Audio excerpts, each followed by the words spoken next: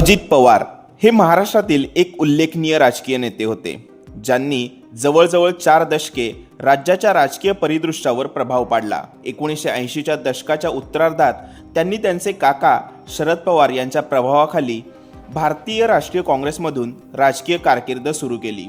नंतर 1999 मध्ये राष्ट्रवादी काँग्रेस पक्षाच्या स्थापनेनंतर ते त्यात सामील झाले आणि गेल्या 2 दशकांमध्ये राष्ट्रवादी काँग्रेसच्या नेतृत्वाखालील आघाडीत महाराष्ट्राचे उपमुख्यमंत्री म्हणून अनेक वेळा काम केले.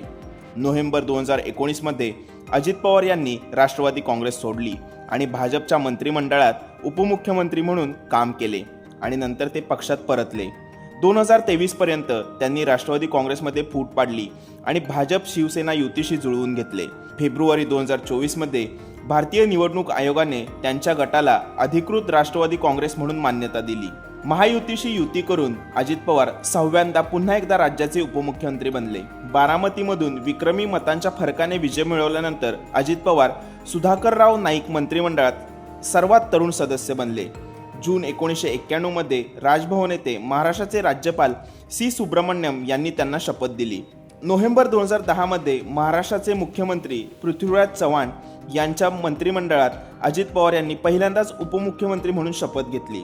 2012 मध्ये महाराष्ट्रातील सातारा येथे राष्ट्रवादी युवती मेळाव्यात अजित पवार सहकारी राष्ट्रवादी नेत्या आणि त्यांच्या चुलत बहीण सुप्रिया सुळे यांच्यासोबत दिसले.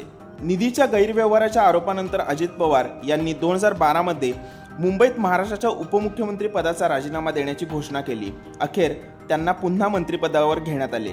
14 एप्रिल 2013 रोजीच्या या छायाचित्रात महाराष्ट्राचे उपमुख्यमंत्री अजित पवार दुष्काळग्रस्त लोकांबद्दल अनन्यायी भाषा वापरल्यानंतर कराडमधील वाय.बी. चव्हाण यांच्या समाधीजवळ 1 दिवसाचे उपोषण आत्मक्लेश करत असताना दिसत आहेत. ऑक्टोबर 2019 मध्ये राष्ट्रवादी काँग्रेस विधानसभेचे नेते म्हणून निवडून आलेले अजित पवार यांना प्रफुल्ल पटेल पुष्पगुच्छ अर्पण करतात. 2019 मध्ये बारामती येथे उमेदवारी अर्ज दाखल केल्यानंतर एका सभेत अजित पवार 1991 पासून ते विक्रमी 8 वेळा विधानसभा मतदारसंघाचे प्रतिनिधित्व करत आहेत. 23 नोव्हेंबर 2019 रोजी जेव्हा राष्ट्रवादी काँग्रेस, शिवसेना आणि काँग्रेस युती करण्याचा प्रयत्न करत होते, तेव्हा राज्यपाल भगतसिंग कोश्यारी यांनी अजित पवार आणि भाजप नेते देवेंद्र फडणवीस यांना उपमुख्यमंत्री आणि मुख्यमंत्री म्हणून शपथ दिली.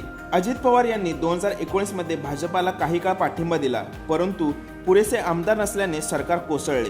नंतर ते 2019 मध्ये शिवसेना, काँग्रेस आणि राष्ट्रवादी काँग्रेससोबत महाविकास आघाडीत सामील झाले. महाराष्ट्राचे माजी मुख्यमंत्री उद्धव ठाकरे, महाविकास आघाडीचे नेते नाना पटोले, बाळासाहेब थोरात आणि अजित पवार यांच्यासोबत एप्रिल 2023 मध्ये महाविकास आघाडीच्या वज्रमूठ जाहीर सभेत हार घालताना. मे 2023 मध्ये दक्षिण मुंबईत झालेल्या पुस्तक प्रकाशन सोहळ्यात राष्ट्रवादी काँग्रेसचे नेते अजित पवार यांनी शरद पवार यांना अध्यक्षपदावरून पायउतार होण्याचा निर्णय मागे घेण्याची विनंती केली असता त्यांचे समर्थक बोलत आहेत.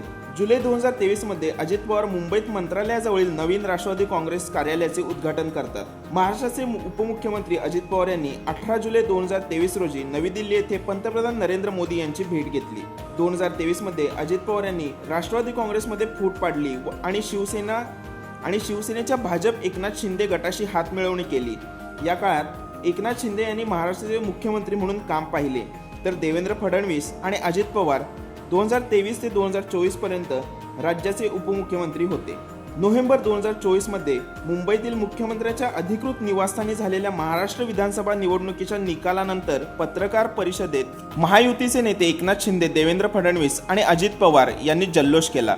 युतीने 288 पैकी 233 विधानसभा जागा जिंकल्या, ज्यामुळे 1980 नंतर महाराष्ट्रात कधीही न पाहिलेला अभूतपूर्व निवडणूक विजय झाला. 5 डिसेंबर 2024 रोजी मुंबईतील आझाद मैदानावर झालेल्या शपथविधी सोहळ्यात अजित पवार यांनी 6व्यांदा उपमुख्यमंत्री पदाची शपथ घेतली.